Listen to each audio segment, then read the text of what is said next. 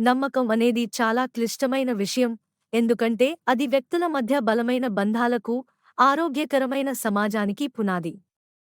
అయితే, జీవితంలో మోసపోయే అనుభవాలు ఎదురవుతాయి. పూర్తిగా నమ్మకం పెట్టకుండా ఉండమని చెప్పడం కంటే, తెలివిగా నమ్మడం ఎలా నేర్చుకోవాలి అనే దానిపై దృష్టి పెట్టడం మంచిది. ఇక్కని కొన్ని చిట్కాలు ఉన్నాయి. వ్యక్తులను, పరిస్థితులను అంచనా వేయండి. ప్రతి ఒక్కరినీ బ్లైండ్లీ నమ్మకుండా ఉండండి.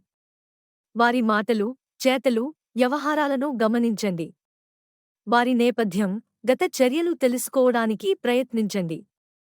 అలాగే, పరిస్థితిని స్పష్టంగా అర్థం చేసుకోండి. ఎందుకు నమ్మాలి, ఎందుకు నమ్మకూడదు అనేదానికి కారణాలు ఉండాలి. మీ అంతర్గత స్వరాన్ని వినండి. చాలాసార్లు మన అంతర్గత స్వరం ఏదో సరైనది కాదని హెచ్చరిస్తుంది. దానిని పట్టించుకోండి. కొంచెం అనుమానం ఉంటే, నమ్మకానికి కాస్త ఎక్కువ సమయం తీసుకోండి.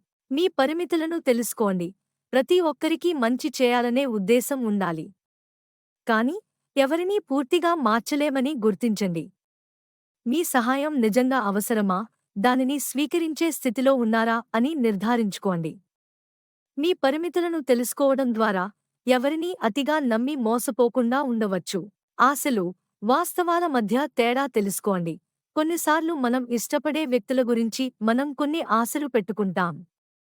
కాని, ఆ ఆశలు వాస్తవంతో సరిపోయకపోవచ్చు.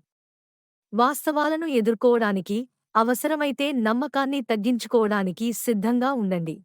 ఆరోగ్యకరమైన సంబంధాలను పెంపొందించుకోండి. నమ్మకం అనేది రెండు వైపులా ఉండాలి. మీరు నమ్మే వ్యక్తులు కూడా మిమ్మల్ని నమ్మాలి. నిజాయితీ, పారదర్శకత, గౌరవం వంటి విలువలతో కూడిన సంబంధాలను పెంపొందించుకోండి.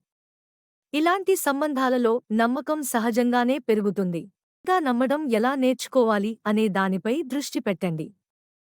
జీవితంలో అనుభవం ద్వారా నేర్చుకుంటూ, ఆరోగ్యకరమైన నమ్మకాలను పెంపొందించుకోవచ్చు.